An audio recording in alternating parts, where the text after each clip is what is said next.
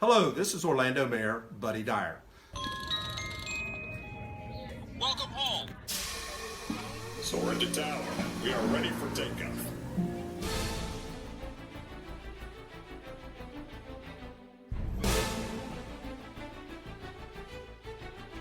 Por favor, manténganse alejado de las puertas.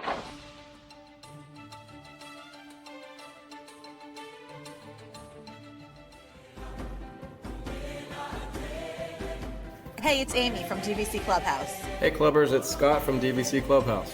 Hey, it's Kathleen from DVC Clubhouse. Welcome aboard. It's Phil from DVC Clubhouse.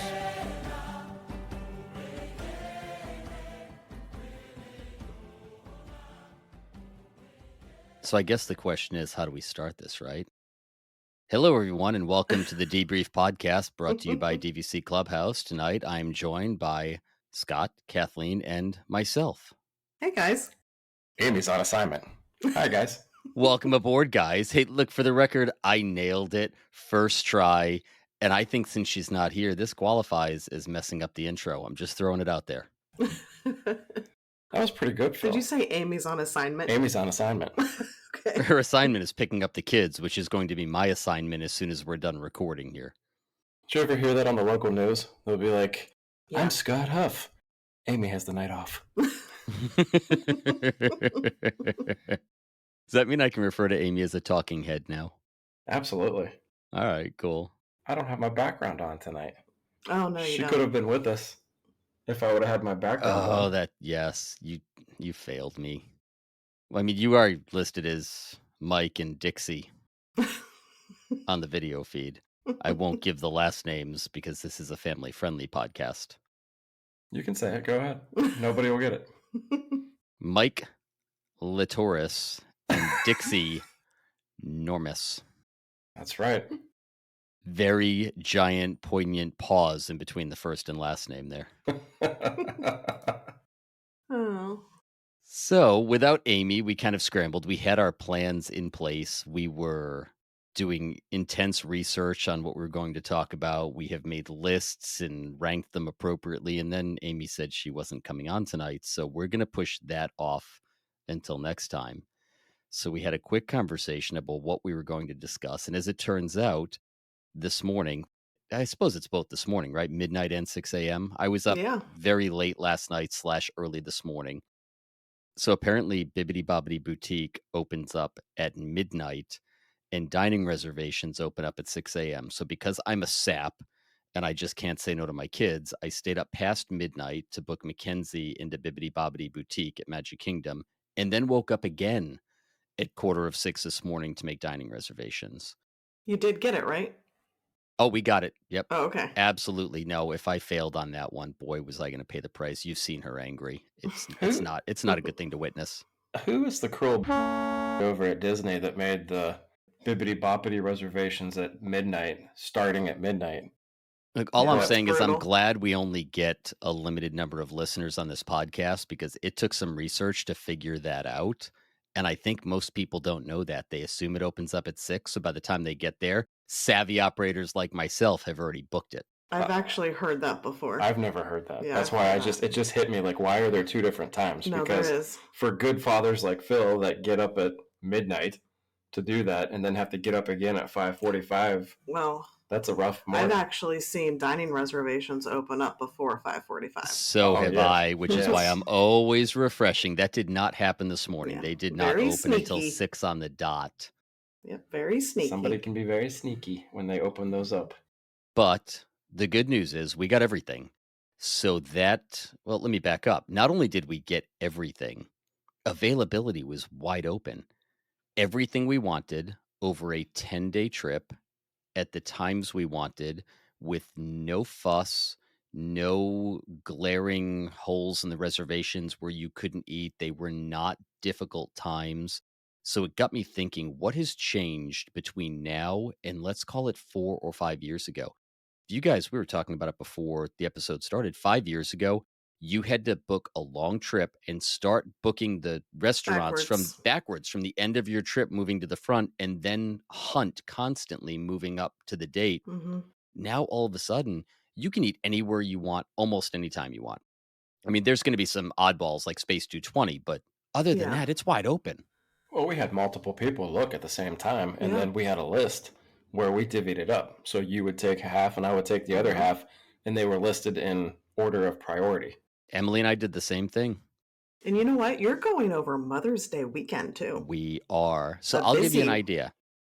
I told you guys beforehand, but so everyone knows, we got Beaches and Cream, Hoop-de-Doo, Trattoria, Liberty Tree. And by the way, don't judge me on some of these choices. They were not mine. They were the children's. Skipper Canteen, Teppan Edo, Narcoossee's, Rosa, and Plaza. And to make that even clearer, we did not decide on the Beaches and Cream until the kids decided on it at 5 o'clock tonight.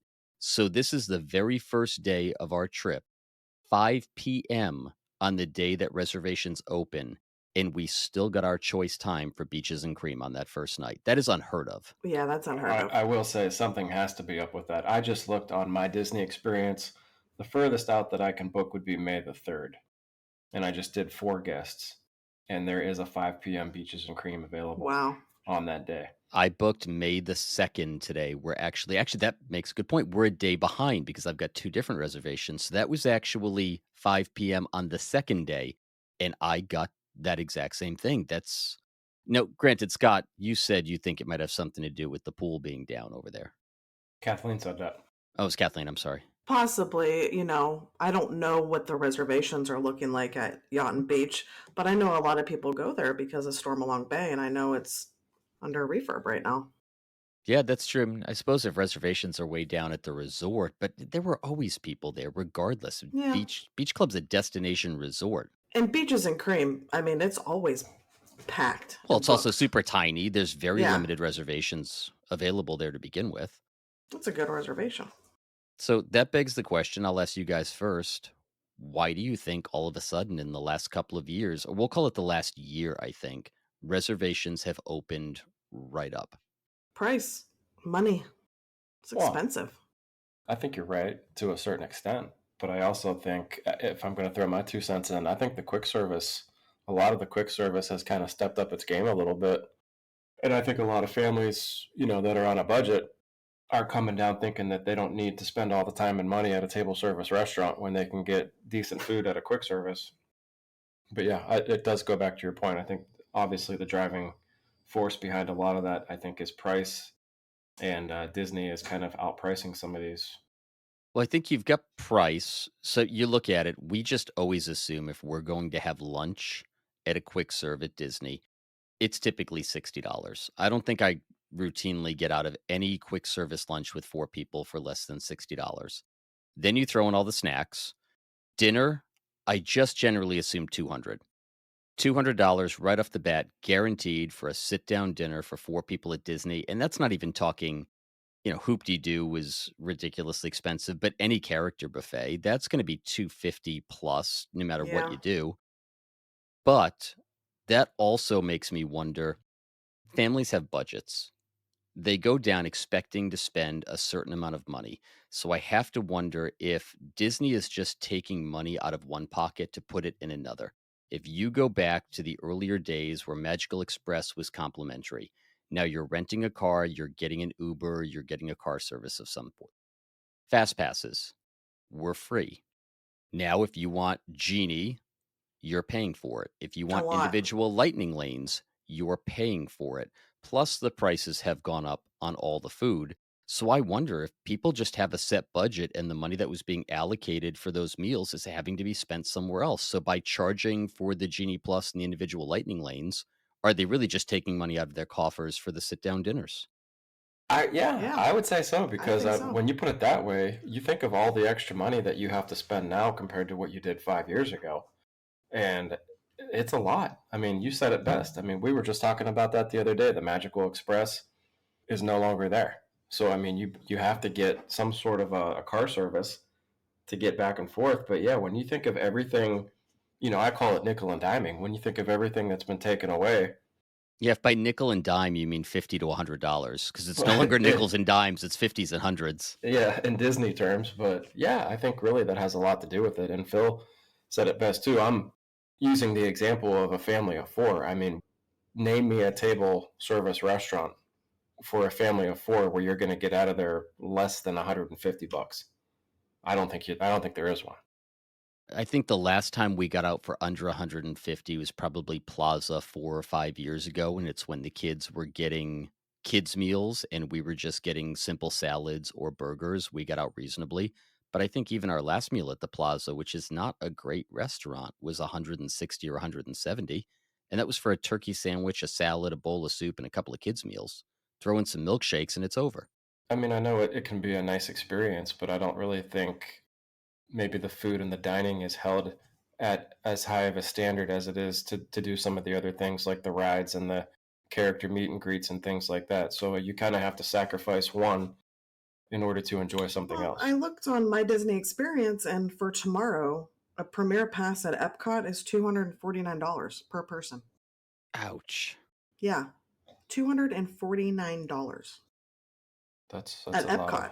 That's wow. a lot. Well, that's the first day of Flowering Gardens, so you know they're going to be able to get all the money for it. Okay, let me But change my still, day. Like Saturday. Ooh, Saturday. let's hear it. Magic Kingdom. What is that? What is Premier Pass? I'm so confused on what that actually is. How much do you think Magic Kingdom premiere pass is on a Saturday? This is actually a little disturbing to me. I actually would have guessed lower than what you just said for tomorrow, but based on the way you just phrased that, I'm thinking I'm going to be way out of the ballpark. $449. Oh my gosh. Per person. So that is $449 $2,000 for a family of four one day one day. after paying the ticket to get in. Is that? I was going 200. to say, that doesn't include your ticket price No. to get in? No. This is why I'm asking about this because I don't know anything about Premier Pass, but $450 per guest. So on Saturday, the premiere Lightning Lane premiere pass per person is $449 at Magic Kingdom. At Epcot, it's $249. At Hollywood Studios, it's $349, and at Animal Kingdom, it's $199. No wonder there's so many dining reservations. Parents are telling their kids we're not eating. Pick one. Right. You can go on the attractions through a lightning lane, or you can have a sit down dinner. What's your choice? We're packing sandwiches and chips. I was just going to say, how Yep. many times have we been through the parks yes. recently and we have seen families just stop somewhere and they pull out the sandwiches that they've already made? We just saw this. We've been noticing that a lot more lately. Yes. So the pre-made lunches, the sandwiches, the little snacks that they bring from the hotel, that's what they're eating throughout the day. Because they're paying for this. Like, that is just, I'm sorry. I love Disney and I love being there, but holy man. And I was the one that said Universal did it right, and Universal's prices can get up in that realm, but Universal does it differently. If you want front of the line access at Universal, you get true front of the line as many times as you want to go on whatever attraction you want to go on. If you want to keep doing Hagrid or Velocicoaster or the big ticket rides all day long, you can do that. Disney does that, but they still limit you. Yeah. You want to go on 7D, you get one. You want to go on Space Mountain, you get one. You want to go on. And now, if you want to go on Tron, okay, you can wait in line or you can buy your way on. They just, the arrogance that they still have is just astounding to me. But I guess maybe it's not arrogance because obviously people are paying. But I can't help but think that it really got my attention today seeing all of these dining reservations open. They're losing money elsewhere. I can't imagine I was they're just going to not. say that. They have to see that they're losing I money want to know who's paying for that in the restaurants. I mean, if the anybody, people that come one time in their life. But that $450 per person, that is insane. And that's just at Magic That's Kingdom. sad. But here's the thing, at that number, I'm more likely to get you guys and a few other friends and get us a plaid for the day, spend just a little bit more, but have somebody going to get me a Dole Whip and do my shopping for me while we wave on through. Mm-hmm. That's getting really close to a plaid now at this point. It's, yeah, I didn't realize it was that much because I never look at that because we never get it. We never will get it. If we don't, now that we live here, I mean, there's times we go to the parks and we don't even ride anything. Mm-hmm. It just depends, like, okay, we'll come back in a couple days or But that's horrible. I don't know. I don't know how people can afford it. I really don't. I'm looking at the reservations, and it used to be you could go, if you scrolled all the way down, it would be the currently unavailable, and that would be a very long list of restaurants because everybody's already logged on and they've booked them all. But Mm-hmm. there's really, I mean, the ones that I'm talking about are Queen Victoria's room at Victoria and Albert's, some fireworks packages. But as far as specific restaurants, the only one that I see that is not available, actually, there's two of them.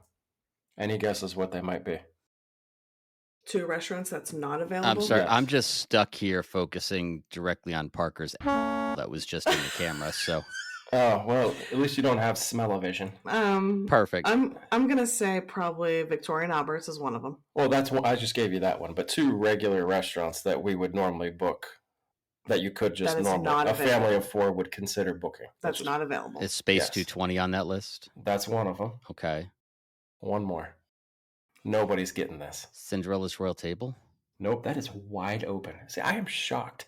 You could get that all day. You used to have to beat up a nun to get that Yes. Is reservation. it Artist Point? No, I won't make you guess anymore. It is actually the Cake Bake Shop. Ah, that's new. That's why.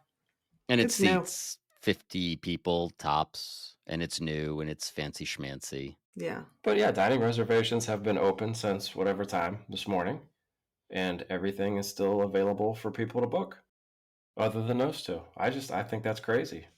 The other thing that occurs to me is we have not had a whole lot of free dining. Even this year, if you booked from January 2nd to I think February 10th, you could get free dining from May 27th through June 26th and July 7th through August 6th.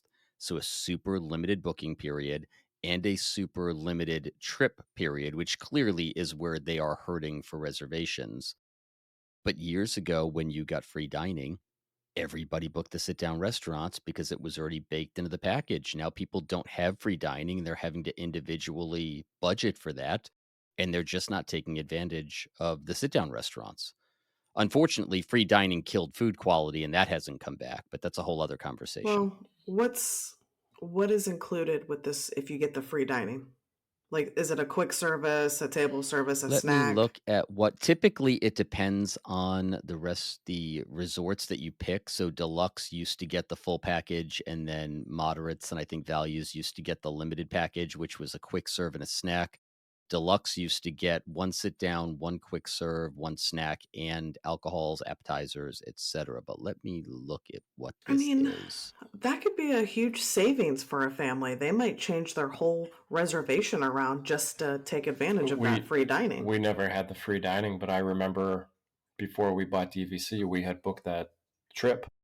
It was going to be your first trip. Oh, it was a dining plan. And we had the dining And plan. they just changed it. And they had just added an option. It used to be you could get like a deluxe. There was a regular dining plan, and I don't know what the other one was. It was like a value. Yep, they have right now a dining plan, which is one quick service meal, one table service meal, one snack or non-alcoholic drink, and one resort refillable mug. And they have the quick service dining plan, which is 2 quick service meals, one snack or non-alcoholic drink, and one resort refillable drink mug. And my guess is that depends upon the resorts you book. That's always what it was in the past. Okay. I think they had added an option when we booked. They just gave you 2 credits that you could use any way that you wanted. You could do 2 table service. You could do two quick service. You could split that, do 1 quick service, 1 table service. But then that's when COVID hit, and I think everything just changed after that. Yeah, I remember doing that because I remember trading snack credits towards candy and sit downs towards 2 quicks. And it was very variable back then. They had a lot of flexibility. Yeah. They have to be hurting. I They can't have to be. imagine they're not. I'm just, again, this only came up because I was so astounded at how available everything was. There I was at 5:55 clicking the refresh button, thinking I had to work backwards from 10 days out to get what I wanted. And I was done in 10 minutes. Click, get the restaurant, click, get the date, click, get the time. enter my phone number, accept the credit card guarantee, and move on to the next one. It was painless. I can't imagine a family, like parents saying, okay, well, we're going to pay this amount of money to get into the parks, and then we're going to pay another $1,000 just to ride the rides. We're not going to be eating out a lot. We just, can't afford it. So they're probably, like Scott said, they're probably picking one.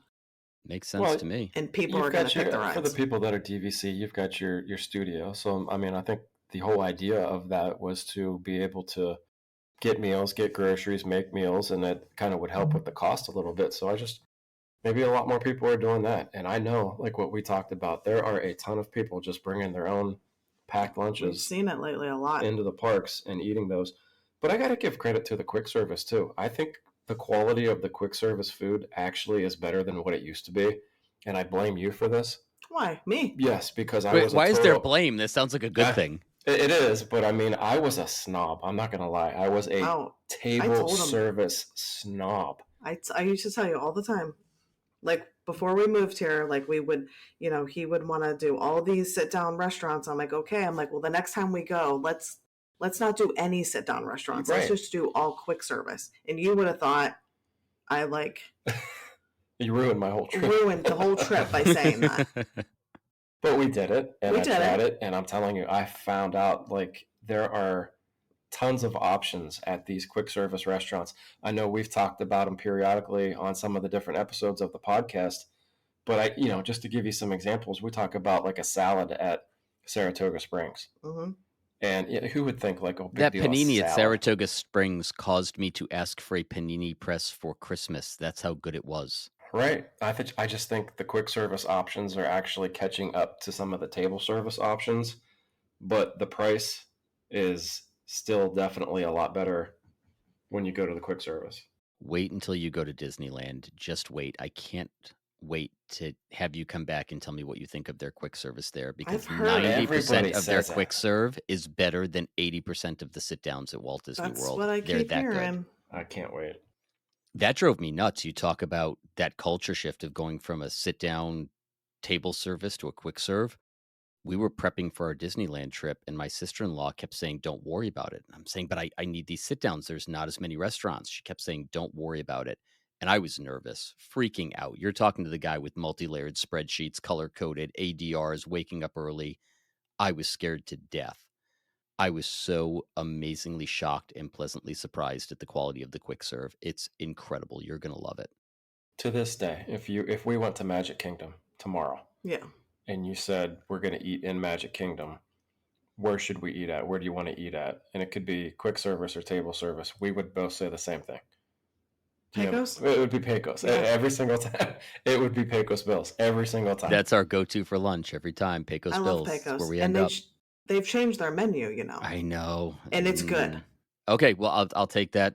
I was very nervous because they were going to be on my list, like Geyser Point. I just want to point out that we are now 2 fairy horns deep, and they're both Kathleen. I thought maybe I had one, but I don't know. What? I don't know if it would get me a fairy horn. Yeah, there's 3. Actually, no, I referred to Parker's. Oh, that's true. That's right. I was so upset when they took those nachos and the tacos off their menu. Nachos were the go-to for the kids. But no, the nachos are still there. But they're a little different. But it's very good. They did take the tacos away, and they replaced it with the tamale. Yes. And I'm telling you, those are delicious. But the nachos, you can get chicken. You could get, is it pork? Pork and beef. It's really good. I can't complain that they changed. That was a good menu change. Pecos is solid. I will, it's no Rosa Mexicano for sure, but Pecos is solid. If you're just in the mood for Mexican food and, you just want something quick. I know it's not authentic Mexican food. I know that. It's not Taco Bell. Well, there's very little in this country that's authentic Mexican food. So Tex-Mex is what we're really into. Right. But, it is a good option. I really enjoy Pecos. We just get like a, when you're not like too hungry, but you're just a little bit hungry, that's a perfect place to go. Mm-hmm. Yeah. Casey's is another one. I think it's another place over there too. It is, but it's a solid hot dog, and we always share at Casey's. Corn dog nuggets. What? You can never find a seat. Oh, the people that want to park there from 8:00 in the morning until the fireworks at night. I love that. But Yeah, I think the quick service has really stepped up their game, though. I mean, in all the parks, Hollywood Studios table service is non-existent to begin with, so you're just gonna get quick service there anyway.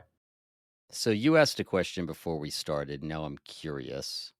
You asked back when, well, especially you guys were traveling there more infrequently and you had to make dining reservations. What was your absolute have to have it go to? Boathouse. Yeah, yeah, We always had to have Boathouse. you did remind me of that. I know why. Boathouse is solid. I don't think I've ever had a bad meal there. And when we talk about a place where you possibly could take a family of four and get out of there for under 150 bucks, I think Boathouse would be on that list. I don't think it's a break the bank place. I think Trattoria falls in that same category where you're going to get some quality food and you're not going to break the bank. But Boathouse was always our place that we had to go to. Now, obviously, it changes if we take Lily. There's different restaurants that we have to do. She's not Mhm. really into Boathouse, but if it's just the two of us, that was always we always had a Boathouse reservation. Hmm. What's your favorite right now if you had to go to a sit down? Is it still Rosa, Boathouse? It's Rosa. definitely. I mean, I just kind of spoke for you. I know that's She your didn't argue favorite. too hard. I do. I love Rosa. You know that. I'll go all the time, but sometimes we just go too much, and I feel like I'm not really hungry She for says Rosa. to me after I made a reservation for 6 at Rosa. So we went the other night. Okay. And we didn't make a reservation. We just sat at the bar because if it's just us, we'll just sit Mhm. at the bar. Was Jordan So there? he was. So we Ah. got there right at 5, and he's like, "Hey," he's like, "I didn't see your name on the list." And I said, "No, we couldn't get one. We're gonna sit at the bar." And he's like, Well, "You that's want me?" assuming that he knows your last name because he saw my last name last time and said to you guys he knew you were coming. So I'm pretty sure he thinks Scott is me. I think he does too. Yeah. Well, he said you. He's like, "Where's Scott at?" I said he's parking the car. I think he thinks my last name is LeBlanc. I don't know. Well, he did say he's like, "I didn't see your name on the list," but he's friends with me on Facebook. That's So, true. but he's like, "I can get you a table. Don't worry about it." I said, "No, it's okay," because we just wanted to sit and take our time. I feel like I'm taking up a table, like I feel like I have to They're hurry not up and able get to up. turn that table. Yeah. Yeah. So I'm like, not that I don't love you, Jordan, but we're gonna sit at the bar. So would that be your place now that you feel like is the one that we would have to get a reservation for? If we didn't live here, Yeah, yes, definitely. yeah. So it's funny for us. I've got 2 that I feel like now have to be on my list. One, because it's become our new favorite, and that's with you guys at Rosa. Rosa has just become our go to every trip. The food's great, the service is amazing, and typically we do it with you guys, so it's kind of become important to us. The other one is Trattoria. We have had a meal at Trattoria every trip with the children since 2016. Every single trip. And that's another place I have never, ever had a bad meal at. They have always been very good. We Now, if you forgot. ask, I'm sorry, go ahead. No, go ahead. Finish. If you ask the kids, it's going to be Tepanito. They love Tepanito. That has to be on the list every year. They love the hibachi show. They love eating at the grill. They love the choo choo train, the volcano, the you name it. It's going to be Tepanito. But those are going to be the 3 that I think invariably, regardless of how long we're going for, are ending up on that list.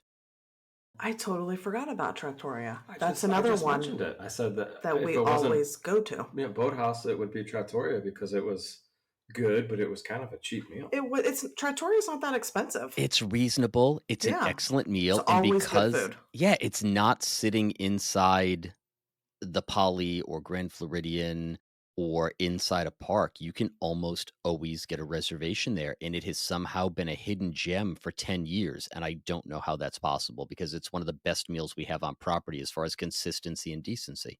I would say that if I'm picking between Trattoria and its next door neighbor, Flying Fish, I'm picking Trattoria every single time. Well, For I sure. agree. I mean, we've been to Flying Fish twice. We haven't had the best service. I'm not saying the food's not good. I think it's fine.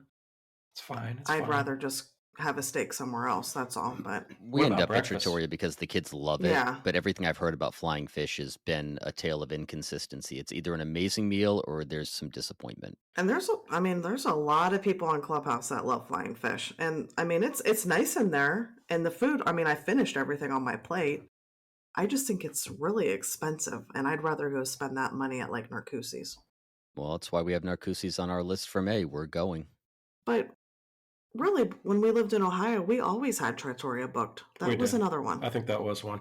I was just going to say, what about breakfast? But Phil, I know you guys don't do breakfast too much. We don't. And I've always said that as expensive as it is, I'm willing to pay for the sit down for Disney. And it's not just the quality of food for us, it's the ability to give the kids a hard stop built into every single day. We try and build in pool time when it's warm, and we try and build in a dinner where we sit down as a family. But nothing, and I've said this repeatedly, nothing irritates me more than $75 for the reconstituted scrambled eggs, the questionable bacon, and the Mickey waffles. It drives me out of my mind. I will have a grocery delivery brought to the room, and it's always going to be snacks to carry in the park and breakfast foods. I love breakfast. I do too. I just love breakfast food. I was going to say, if there was one place that I had to book a breakfast at, I'm surprised Emily hasn't talked to you, Phil. Luke asked me the other day, actually, when we were talking about dining reservations, he specifically mentioned going back over to Crescent Lake to have breakfast with you guys. Mm-hmm. At Ale and Compass. Yes. That still continues to be, I don't know if they've changed the menu, if they kind of caught on to the... They changed something, but I'm not really sure what they changed. So you used to get, they had a buffet, which was not like a full-blown buffet, but they had, it had gravy and biscuits, some pastries, some like overnight oats. Some muffins, overnight oats. You got the buffet, but then you also got to choose an entree off of the menu. And I mean, I'm talking like huge omelets, shrimp and grits. They had what did they have? Like a breakfast flatbread. They had seasonal waffles, lemon blueberry pancakes that I know Emily and Kathleen got. But all of it was $20.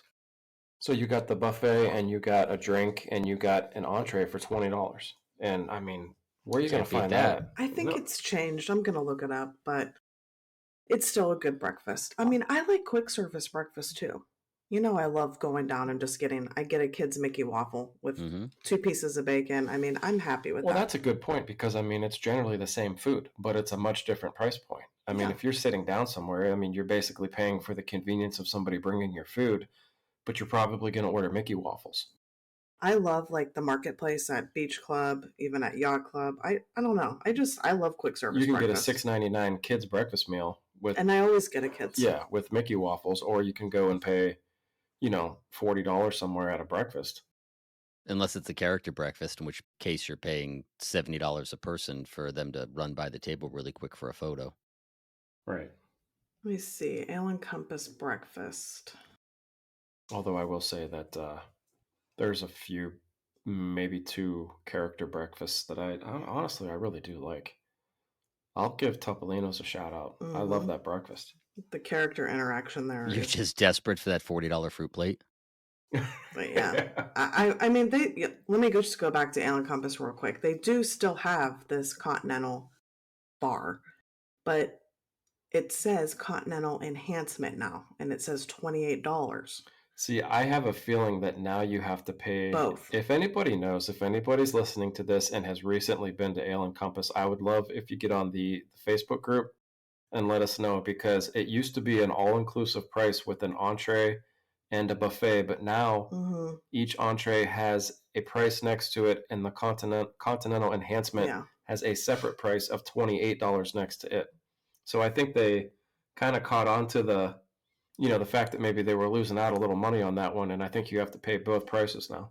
Back to that nickel and diming. I think we need to go soon. What? That's it. All this talk about food. Now you need to go to Ale and Compass. We just have to go Ale and Compass. Maybe Saturday morning we can go. I just have to be able to get up that early and go. We'll go. I have faith in you. If I could stay awake after midnight and still get up at 5:45, you can do this, buddy. That's my normal every day. Parker gets me up every night, and I'm up at 5 a.m. I'm like, ugh. All right. Well, does that wrap up the discussion, guys? I think so. Just somebody tell Disney to quit raising prices on everything so we can go back and actually eat at the parks. All right. Who's going to play Amy for the close? Go ahead, Scott. I have no idea. I was all ready to do the intro, and Phil nailed it. So all I know is she says, "And as always." Well, I don't. She thanks everyone for listening, and she tells everyone to go over to our Facebook group, DVC Clubhouse. We're on TikTok, Instagram, YouTube. And until next time, we'll DVC you later. Oh, you had it. Wow. You had it right to the end. We'll DVC you real soon. Oh, you did that before, didn't you? She did. Say that. You have to just read your bracelet, for goodness sake. I don't have it on. You nailed it. But why too. do I always say that? That's okay. That's right. We still love I you. don't know. All right. Bye, guys. Sorry, Amy. See you guys. Bye. And so our journey comes to an end. Oh, no, please, can't we go back to page 1 and do it all over again? Started this thing together, and that's how we'll finish it. Because that, my friends, is where the magic lives.